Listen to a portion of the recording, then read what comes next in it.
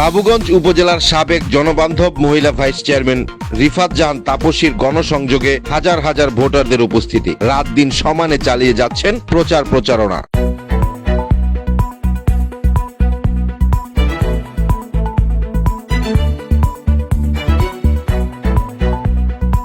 দৈনিক যায় বেলা, সত্যের সন্ধানে সারাক্ষণ।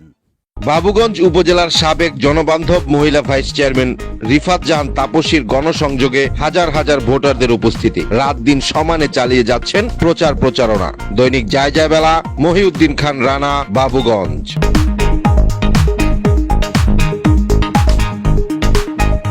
বাবুগঞ্জ উপজেলায় ৬ নং মাধবপাশা ইউনিয়নের স্থানীয় নেতাকর্মীদের সাথে নিয়ে মাধবপাশা হয়ে চন্দ্রপাড়া ও দারোগারহাট বন্দর বাজারে গণসংযোগ ও মতবিনিময় করেন চাঁদপাশা ইউনিয়নের সাবেক সফল চেয়ারম্যান মোহাম্মদ আব্দুল মতিন চেয়ারম্যানের সুযোগ্য কন্যা, বাবুগঞ্জ উপজেলা আওয়ামী লীগের ত্রাণ বিষয়ক সম্পাদিকা, মহিলা ভাইস চেয়ারম্যান পদপ্রার্থী রিফাত জাহান তাপসী। এ সময় সফল সঙ্গী হিসেবে মাধবপাশা ইউনিয়ন আওয়ামী লীগ, যুবলীগ, ছাত্রলীগ, স্বেচ্ছাসেবক লীগ নেতাকর্মীদের নিয়ে ব্যবসায়ীদের কাছে দোয়া ও ভোট চেয়েছেন তিনি।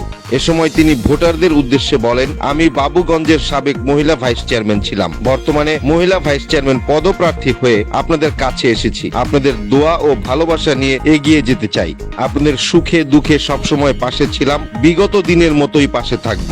আবারও আপনাদের সাথে নিয়ে স্মার্ট বাবুগঞ্জ গড়ে তুলব। আপনাদের সেবক হয়ে পাশে থেকে সেবা করতে চাই।